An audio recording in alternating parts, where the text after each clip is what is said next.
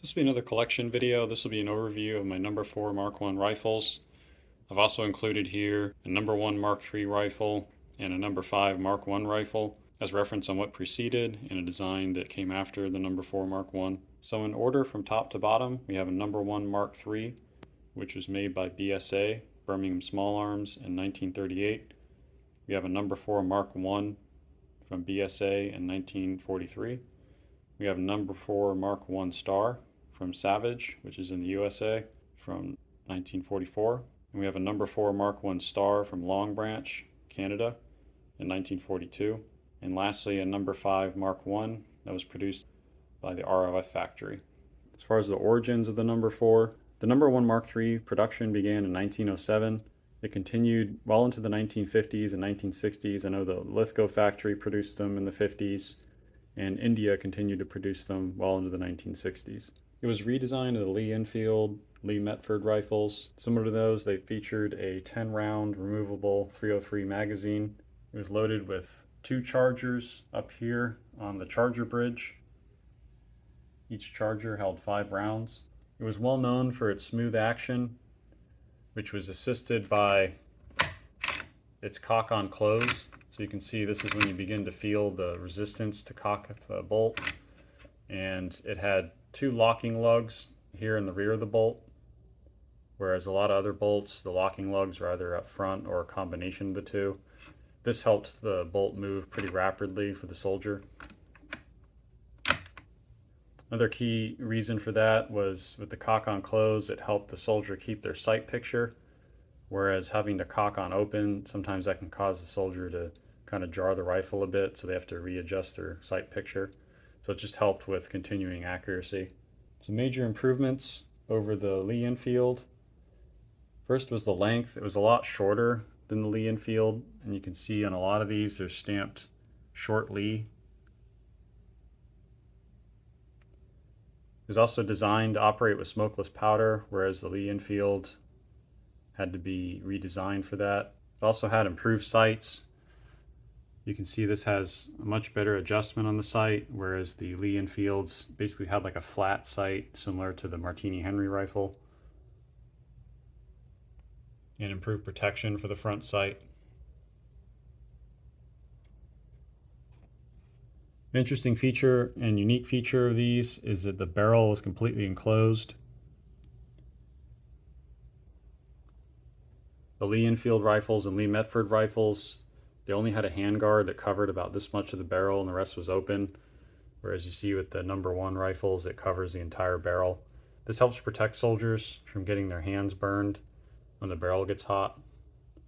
So despite all the improvements, there were some issues with the number 1. The main issue being cost and ease of manufacture. The British struggled a bit with producing enough rifles for the First World War. That's why they ended up creating the Mark III Star, which deleted a lot of features, including the magazine cutoff here, which cuts off the magazine and allows single loading. They also had to have P14 Enfield rifles produced for them from the United States to help fill their shortages. It's also a complicated design, so anyone that's fit a new forend to one of these rifles can attest to this. It's a real big pain. So it increases the manufacturing time, complexity, and of course the cost. Some more minor issues with this.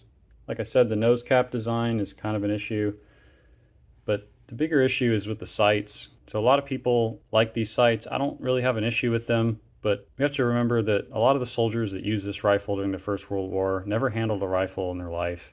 This is the first time they used one. And it's all about quickly training recruits to be able to operate this rifle effectively. So this type of sight made it a little difficult for people to get their sight picture properly, especially in low or high light conditions. And so a better sight had to be designed for the average user of the Enfield.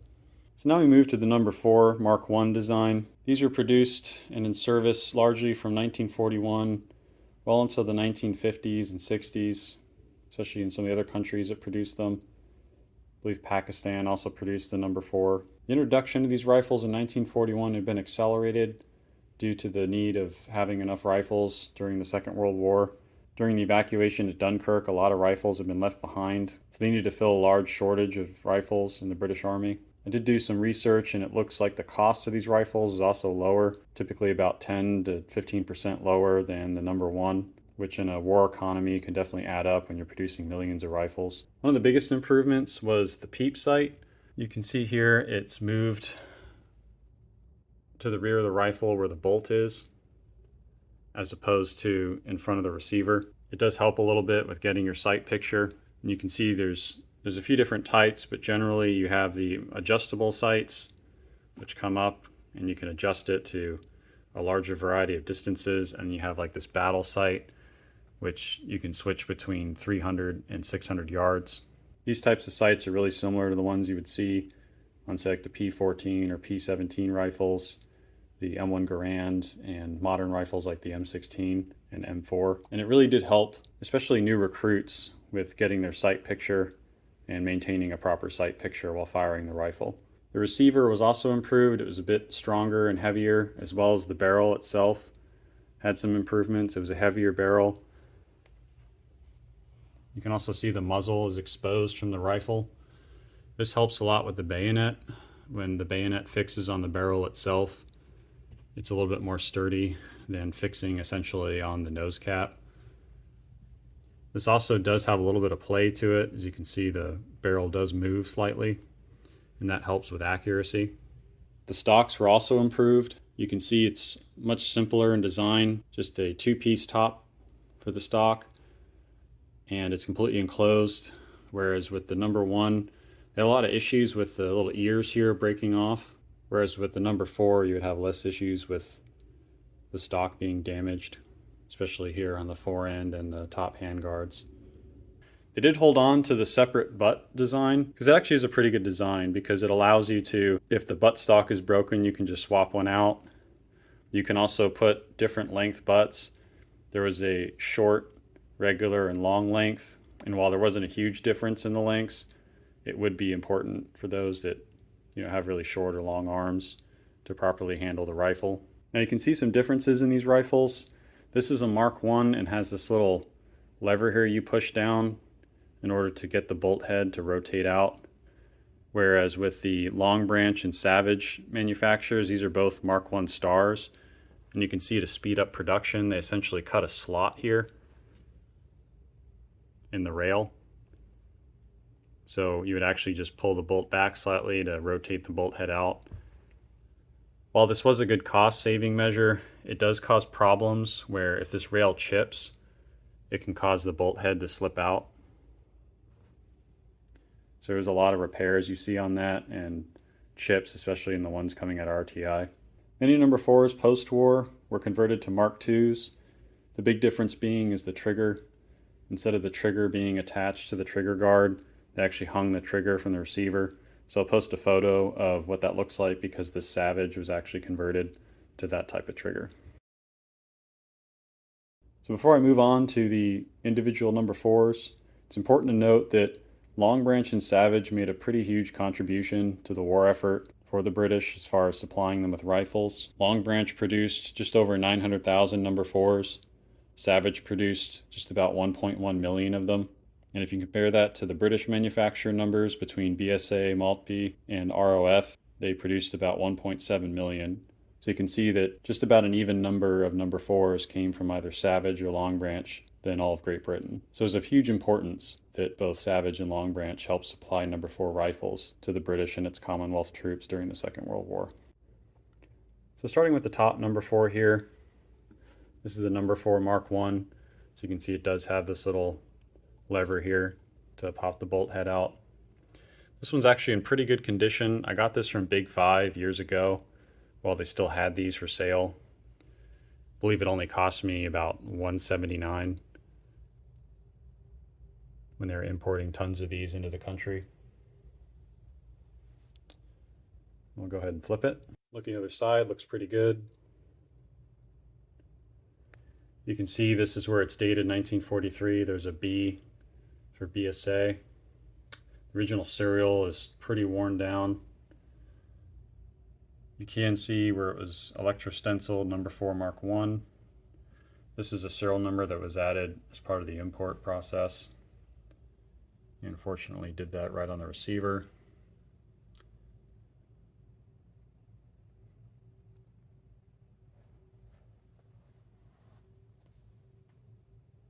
You can see overall this one's in pretty good shape. Moving on to the Savage. You can see it's in pretty good condition.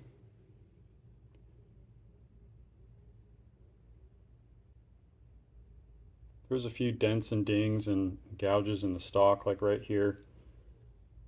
But overall it's in good shape. You can see the rail's in good condition, it's not chipped. The top handguard is much darker in the bottom, but that's just because it just needs more cleaning. You can see right here some of the original finish is poking through. So over time I should be able to get those two to match again.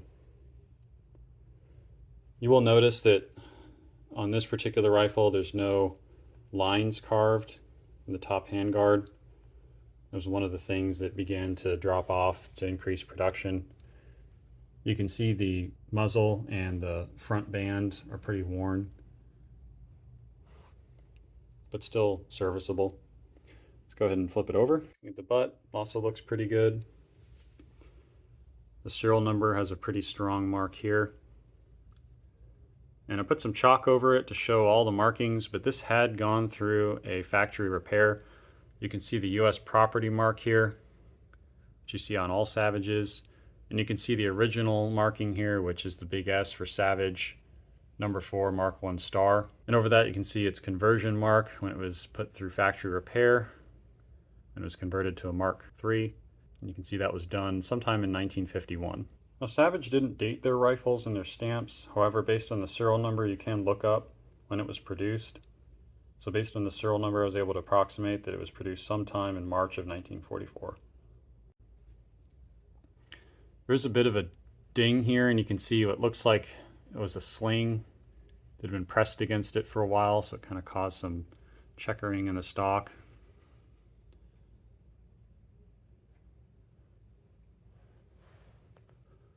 You can see a lot of the finish is worn off on the rear band.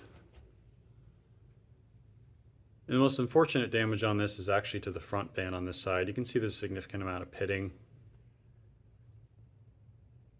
However, it's not really a crucial part to the rifle and can always be replaced if need be. There's plenty of Savage parts out there. All right, moving on to the number 4 Mark I star from Long Branch. This was produced in Canada, and I really do like the Canadian stocks on these. Made out of a really nice walnut. You can see this one's in pretty good condition. A lot of worn finish here towards the front on the band, but otherwise in good shape, no pitting or anything.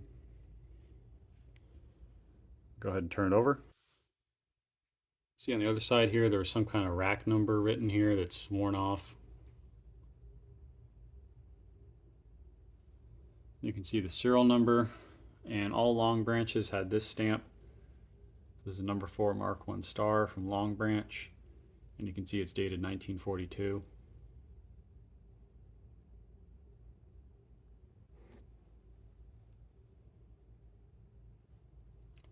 And overall, it's in pretty good condition.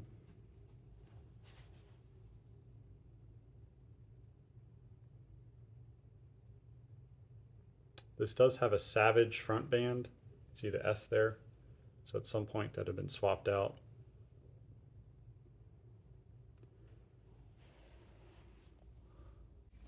So lastly, I'd like to cover the number 5 Mark I. It wasn't really meant to be a successor to the number 4. It was just designed for a specific purpose. The British paratroopers had a need for a much shorter, lighter rifle than the number 4 Mark I.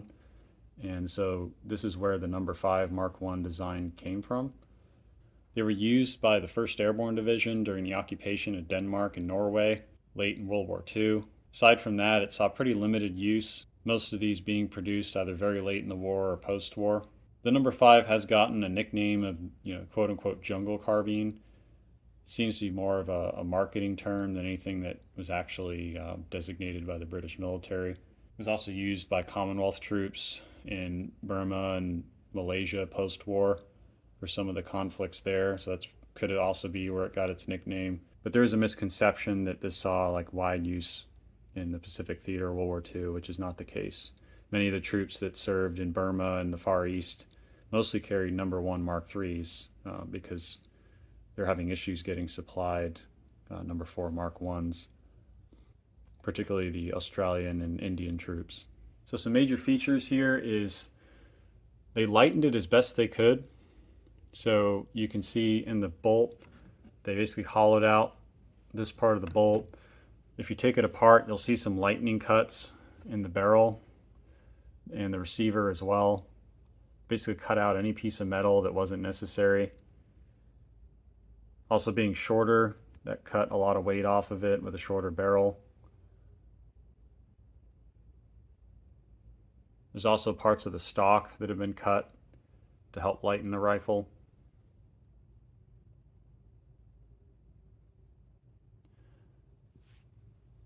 One of the most recognizable parts of the design is this rubber butt pad. It was designed to help with recoil, being a lighter rifle with a full-size rifle cartridge. However, at least in my opinion, I think it makes it worse. The rubber does get very hard and it does limit the surface area on your shoulder. So in my opinion, I think it makes it worse. It connects with the long screw here that goes through the top all the way to the bottom. It also has this loop right here for a sling, which makes it a little nicer to sling across your back especially. It also limits the weight, not having an additional sling swivel put into the bottom of the buttstock.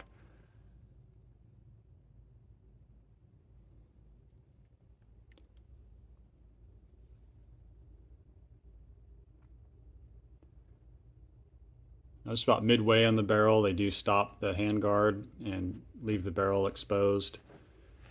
On some of them, you'll see like a nose cap here to help protect the wood. On mine, you just see that it's just a piece of wood, so that can cause it to get chipped or damaged pretty easily without a nose cap. You can also see there's a large flash hider here on the end of the barrel to help with the flash created by having such a short barrel with a full-size rifle cartridge. And you can see they have a lug here for the bayonet. Looking at the other side, this is in pretty good shape. You can see I put some chalk in the markings. You can see where it was marked by its manufacturer for November of 1945.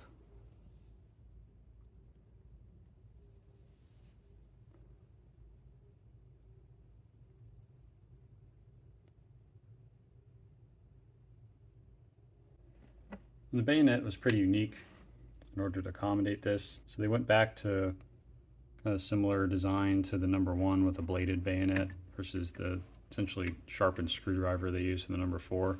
So went ahead and fixed it to the rifle. You can see